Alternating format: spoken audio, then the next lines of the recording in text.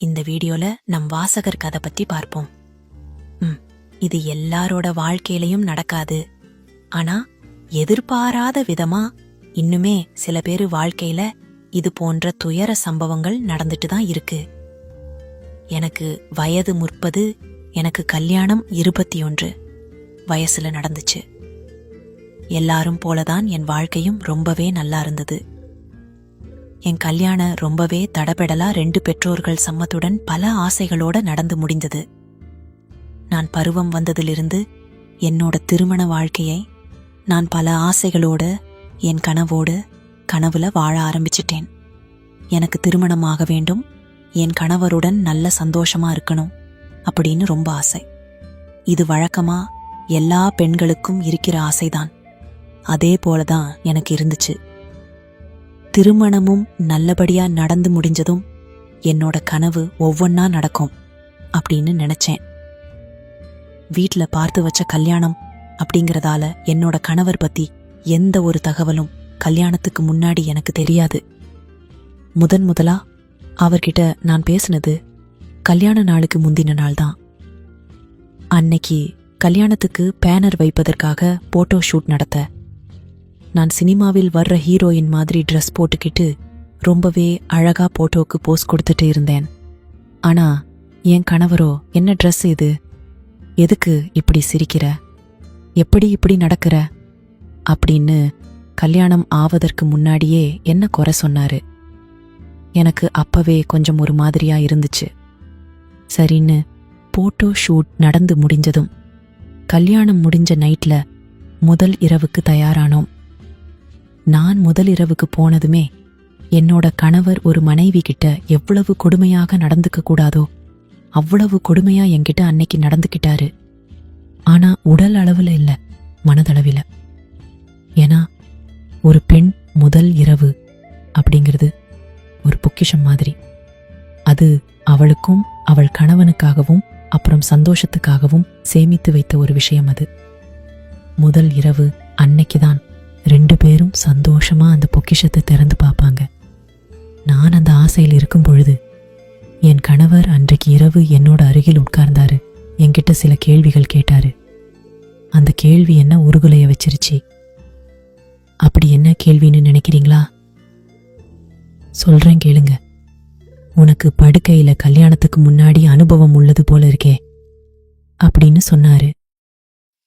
ஏன் அப்படின்னு கேட்டதுக்கு, நீ போட ட்ரெஸ், அப்புறம் நீ சிரிக்கிற விதம், இதெல்லாம் பார்க்கும்போது நீ ஒரு நல்ல பெண்ணானு தெரியலன்னு சொன்னாரு. இதை கேட்டு நான் அதிர்ந்து போனேன். ஒரு பெண் பேசுறது, சிரிக்கிறது, ட்ரெஸ் போடுவதை வச்சு அவளை எப்படி அந்தரங்க விஷயங்களோட ஒப்பிட முடியும் அப்படின்னு என்னால யூகிக்க கூட முடியல. 2வது கேள்வி, உன்னை உங்க வீட்டுல சரியா வளர்த்தல அப்படிங்கிற மாதிரி எனக்கு தோணுது. அதனால இனி தனியா எங்கவும் போகக்கூடாது, வேலைக்கு, கடைக்கு, மற்ற எந்த இடத்துக்கும் போகக்கூடாது, மொபைல் ஃபோன் யூஸ் பண்ணக்கூடாது, அக்கம் பக்கம் யார்கிட்டையும் பேசக்கூடாது இப்படின்னு அடுக்கிக்கிட்டே போனாரு. எனக்கு அப்பவே என்னோட திருமண வாழ்க்கை முடிஞ்சது அப்படின்னு லைட்டா தோண ஆரம்பிச்சிடுச்சு. நான் அவர்கிட்ட கேட்டேன், நீங்க பேசுறது சுத்தமா சரியில்லை. மனைவி கிட்ட கேட்க கூடாத விஷயங்களை பேசக்கூடாத இடத்துல நீங்க பேசுறீங்க. நீங்க உண்மையாலுமே மனநலம் சரியா உள்ள ஆளான்னு எனக்கு சந்தேகமா இருக்கு அப்படின்னு கேட்டேன். ஏன்னா நான் மனசுல உள்ளது வெளிப்படையா பேசுறவள். இது கேட்டதும் என் கணவர், நீ உத்தமையா இருந்திருந்தா நான் சொன்னதுக்கு சரிங்க அப்படின்னு சொல்லியிருப்ப. ஆனா நீ இதுக்கு மறுப்பு தெரிவிக்கும் போது எனக்கு தோணுது, நீ உண்மையாகவே சரியில்லாத பொண்ணுதான். கல்யாண வாழ்க்கை எனக்கு வீணா போயிடுச்சுன்னும் எனக்கு கஷ்டமா இருக்கு அப்படின்னு சொன்னாரு. என்னால அழுகையை நிறுத்த முடியல. ஏதாச்சும் தவறு செஞ்சு நான் இது போன்ற கேள்விக்கு உள்ளான பரவாயில்ல. முதல் தடவை அவர்கிட்ட பேசும் பொழுது இது போன்ற கேள்விகளால் என்ன கொண்டுட்டாரு. முதல் இரவு முழுவதும் நான் அழுதுகிட்டே படுத்திருந்தேன். ஆனா அதை பத்தி எதுவுமே கவலைப்படாம என் கணவர் ஒரு ஓரமா படுத்து தூங்கிட்டு இருந்தாரு.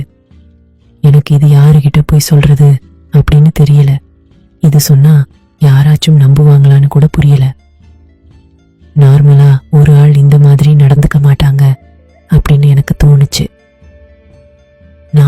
கொஞ்ச நாள்ல மாறிடும் அப்படின்னு வெளியே யார்கிட்டயும் சொல்லாம நாட்களை கடத்த ஆரம்பிச்சேன். ஆனா பகல்ல என் கணவர் நல்லபடியாக நடந்துப்பாரு. வருவாரு, சாப்பிடுவாரு, நல்லா பேசுவாரு. இரவு வந்ததும் ஏதோ ஒரு சண்டை போட்டு என்ன அழுக வச்சு அன்னைக்கு நாள் ஓட்டிடுவாரு. நாட்கள் போக போக எனக்கு சில சந்தேகமும் வந்துச்சு. இவர் ஏன் இரவு மட்டும் இப்படி நடந்து கொள்கிறார்? இது கண்டுபிடிப்பதற்காக அவருக்கு வேற எங்கேயும் தொடர்புன்னு நினைச்சு அவர் மொபைல தூங்கும் பொழுது கண்காணிக்க ஆரம்பிச்சேன். அதுல சந்தேகம் படும்படியாக யாரும் இல்லை. அதுல பெண்கள் நம்பரே இல்லை. அதனால எனக்கு சந்தேகம் வரல. அப்பதான் சில விஷயங்களை கவனிச்சேன். சில ஆண் நண்பர்களோட ஒரு டபுள் மீனிங்கோட பேசிட்டு இருந்தாரு. அப்புறம் கூகுள்ல ஆண்கள் சேர்க்கை பத்தி பாக்குறது கண்டுபிடிச்சேன். உண்மைதான், அவருக்கு ஆண்கள் மேலதான் ஆசை. அதனாலதான் என்கிட்ட அப்படி நடந்துகிட்டாரு. இத வெளியில சொல்ல முடியாது. ஆனா நானும் இப்படியே வாழ முடியாது. நான் நல்ல பெண்ணாக இருந்தாலும் இந்த இடத்துல என் உடல் தேவைக்காக, என் மன நிம்மதிக்காக வேறொரு தப்பான முடிவு எடுக்க என் மனம் துடிக்குது. வேற ஆணுடன் நான் போவது சரியா? நல்ல அட்வைஸ்க்காக காத்திருக்கிறேன்.